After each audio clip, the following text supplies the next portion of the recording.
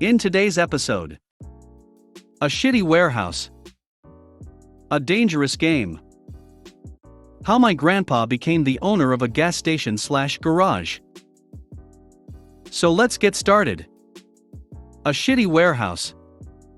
So my life has been in the crapper for a while now, but a tiny bit of revenge can feel really good. It does not end what I'm going through and is only a small chapter, but still. So with COVID crap going on, I was working some small jobs just to stay working. Namely, I was working at a Walmart and also at Lowe's. Well, as things eased up a bit, more job opportunities opened up and I interviewed for warehouse manager at a company I will call Neurotic Co. to protect the identity of those involved. I was immediately offered the job, though at a pay rate I thought was a joke for a manager. Still, it was much better than Walmart. They put me on an hourly rate of pay and gave me a 50 hours a week schedule to meet my minimum income expectations. The pay was insulting in some ways because of the range of things the owners wanted me to be able to do, including welding, plumbing, electrical and carpentry, all on top of managing. The warehouse had gone through a short shutdown because of COVID and was ramping back up slowly. I managed a day crew of 2 that had been there forever, a night crew that at the moment had 1 person and 4 drivers that had been there a while. My hours aligned mostly with the night crew as they needed the most help, and the daytime guys could handle it well enough. So I managed at this warehouse for 8 months. That was all I could take. In that time, the owner slowly eroded my power. I watched him tell countless lies, change his mind on things at random, and change our working hours at the drop of a hat. He was an ass. Also, the whole place was covered in cameras, and he would come in to talk to us about very specific things he had watched us do on camera while he was sitting at home. It was disturbing. Turnover was huge as the owner would simply piss people off, and they would leave. It made my job impossible. But the other managers would tell me, hang in there, he will be gone soon. Eventually I had a crew that was loyal and worked for me. The only problem was if I was not in, they would call out to avoid working with the owner. Then finally it came, the owner was supposed to move to Florida to be near his grandson. His wife was making him. I think he wanted to stick around and just run the business into the ground. A couple days before he left, the owner took me aside and gave me a huge write-up for all sorts of dumb crap that was untrue, and then yelled at me for an hour saying things like, I bet you are sitting there thinking, how can this place make any money without me? Well, I was successful before you all by myself. And so forth. This of course was a lie. He had been given the company by his father, and it survived largely on loyalty from the customer base, and a single product they were the exclusive distributor for in the region. As he left for Florida, he sent an email naming out the management team and excluding me. So I told the other managers I felt like I was being treated like a supervisor rather than a manager, and I would therefore act as a supervisor rather than a manager. I started looking for a new job. I planned to give a normal 2 weeks notice and leave peacefully. Then one night I had a funny feeling, and it made me take most of my personal stuff home for whatever reason, had a lot of my own tools in my desk and such. The next morning the stated management team took me into the office and fired me. The notice they gave me simply said, you are terminated for insubordination, and they refused to cite an incident. To this day I am convinced that the owner watched me take my personal tools home on camera from Florida, and then called them and said fire him first thing. Then the revenge. On my drive home from being fired, my shift started 2 hours before my night workers. I called my workers one at a time and told them what happened, said I had enjoyed working with them, and if they ever needed a reference I would be happy to help. I had a fantastic crew at this point, all good people despite hating the owner. A few hours later the calls started coming in. The entire crew had called out for the night. I had a good giggle about it. But 2 days later I started to get more calls. To the man, the entire warehouse night crew had quit in loyalty to me.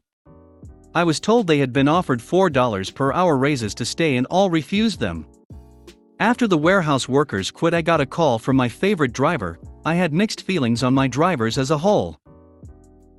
He told me that none of the drivers had certifications for driving the trucks we had, air brakes, and suggested I report it to the DOT. Let's just say that from what I heard, the owner had to come back from Florida at his wife's protest to take back over. The only people they could get for the night shift are a druggie who they fired previously when he got naked in the warehouse while high on LSD, and a guy who they previously fired for making far too many mistakes. Deliveries were truncated for some time because they could only use the van instead of the 30 box trucks they have while the drivers got certified. Oh, and as I understand it, there was a hefty fine. A dangerous game. This is my first post here. I decided that this may be another method of catharsis for me. I do have many stories peppered throughout my life that I want to share, but this was the first one that came to mind. This one has to do with my childhood and dealing with a psychotic and racist aunt and uncle. When I was a child, I was often assaulted and bullied for being a mixed-blood kid, mulatto, by both my own family and kids in school. There are many things that my aunt and uncle did to me and got away with, which I will share the highlights of later. This story, however, is not one of those. My uncle was the alpha tormentor between the two. Both my aunt and uncle still lived with my grandparents, so there was no way to avoid them because I had to go to my grandparents' house after school while my dad was still at work. My uncle liked to play games with me in order to turn me into a fearless pit dog, as he put it, when I asked him one day why he was tormenting me so much. When he said that, the fact he was being completely honest as well as smiling about it, I decided right then and there that this man was my enemy and would have to deal with him accordingly. If he wanted a pit dog, he was going to get one. After overcoming my shock of his honest answer, I said, "Fong you, uncle. Just fong you." One of the games that he loved to play was chasing me down the road to my grandparents' house, which felt like an honest attempt to literally run me over. He'd always do this as I was walking home to my grandparents' house after school. Luckily, most times he ended up just chasing me off the road. The game started like this. He would stop his truck at the end of the road that my grandparents' place was on and rev the engine of his truck 3 times. That was the signal that the game was about to begin. After the 3rd rev, he would hit the gas and come screaming down the road toward me. I would have to leap off the road to avoid being ran over. After at least a couple of months of dealing with this, I had enough. I was tired of feeling afraid of walking down that street. I thought it over for a while before I decided I would get revenge. On the days when I wasn't being chased, I started to count how many steps it took to get to an old stump on the side of the road that was hidden by briars. I'd walk backwards just so I could eye the distance between the end of that road and the stump so I would know when to run. 17 steps. It would take 17 steps from the time he would start roaring down that road at me to get to that stump. The day finally came about a couple weeks later. When I heard his truck, I wasn't afraid anymore, I was angry. As per normal, he revved his engine 3 times then gunned it around the corner. I waited until he was close enough before I ran as fast as I could up the side of the road and behind the stump, throwing my backpack into a deer trail I could jump into in case my plan failed, then quickly turned towards the stump and the oncoming truck bearing down on me.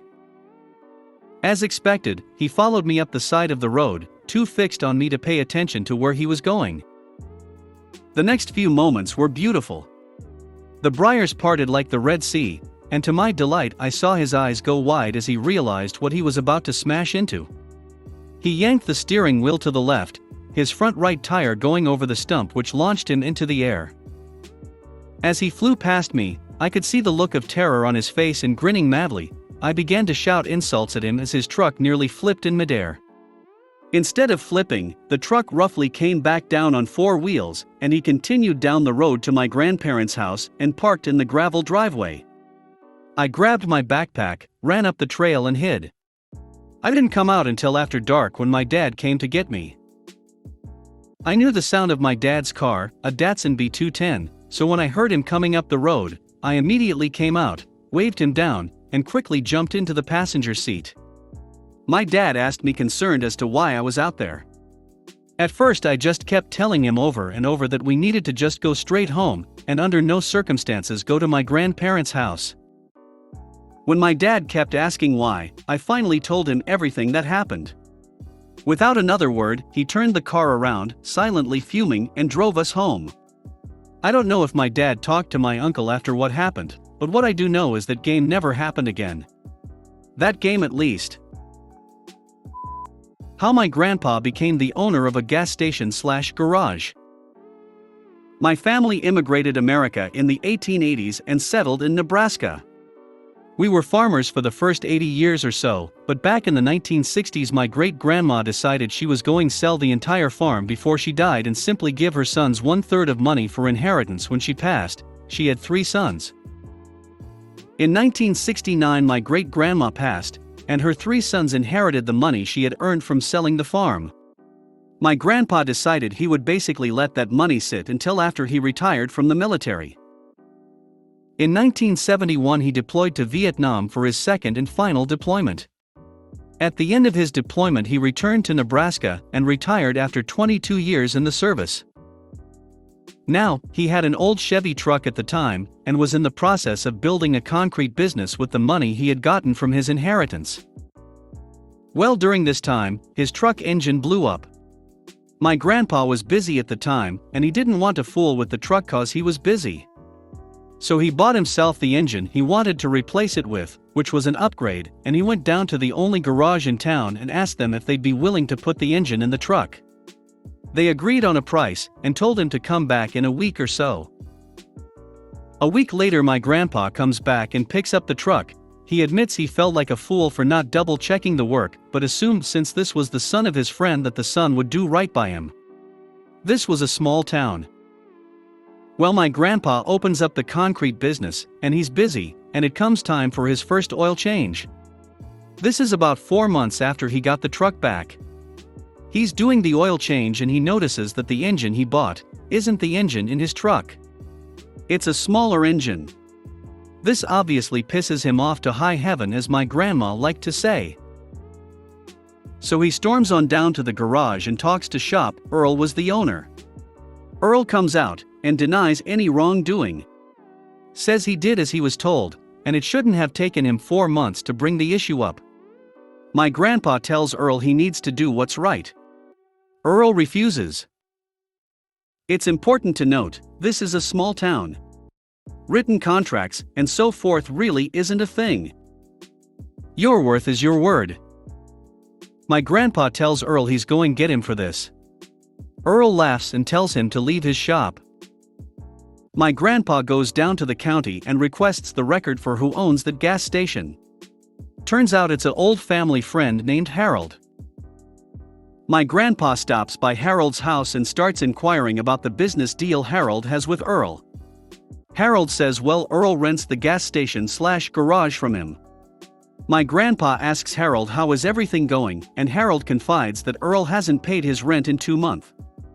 My grandpa asks, do you have a written lease with Earl, to which Harold goes, nah, I sure don't. My grandpa then asks, what if I bought the gas station/garage from you? Harold isn't completely on board with the idea, but my grandpa makes a strong point. Earl isn't paying his rent, Harold doesn't seem like he has much interest in being a landlord anymore, and my grandpa has the cash to buy the place outright. Harold, sensing something is up, asks my grandpa, did Earl do something to you? You seem awfully interested in this garage, ain't you busy with that concrete business of yours? And my grandpa fills Harold in on the story. My grandpa also mentions that he has a son, my father, who needs something to do, and he'd be happy to buy the whole building from Harold for a fair price, and what happens after that is his business. Also, it's important to note, when Harold decided to rent this business to Earl, in that deal went all the equipment and tools that Harold had acquired over the years, so those belonged to the building. Harold and my grandpa came to a number that they both agreed on. A few days later my grandpa paid Harold in cash, in full, for the business. The paperwork is done and my grandpa is now the proud owner of a gas station and mechanic shop. Now my grandpa senses that Earl ain't going to be pleased when my grandpa fires Earl, so for extra good measure my grandpa calls up the local sheriff, who is a high school friend, and asks the sheriff to come with him to break the news to Earl. So my grandpa and the sheriff go down to Earl's now former business, and they walk in, and before my grandpa can even say hello, Earl says, now I told you, I didn't cheat you. My grandpa smiles and says, I'm not here about my truck, I'm here to fire you. Earl, with a look of confusion on his face, asks, "You can't fire me. I own this business." My grandpa shows him the title and says, "I'm now the owner of this building," to which Earl fires back, "But I got a deal with Harold," and the sheriff speaks up, "You do? Do you have a lease?" "Well, no," Earl says, to which the sheriff smiles and says, "In that case, you're going need to take your stuff and leave." Earl is fuming, pissed, grabs his toolbox and storms out. My grandpa ended up hiring the mechanic that would occasionally work on his trucks at his concrete business. He had my aunt and grandma run the gas station full-time, and my dad would work there after school. We owned that garage for 25 years before my grandpa sold it to someone else, Thanks for watching.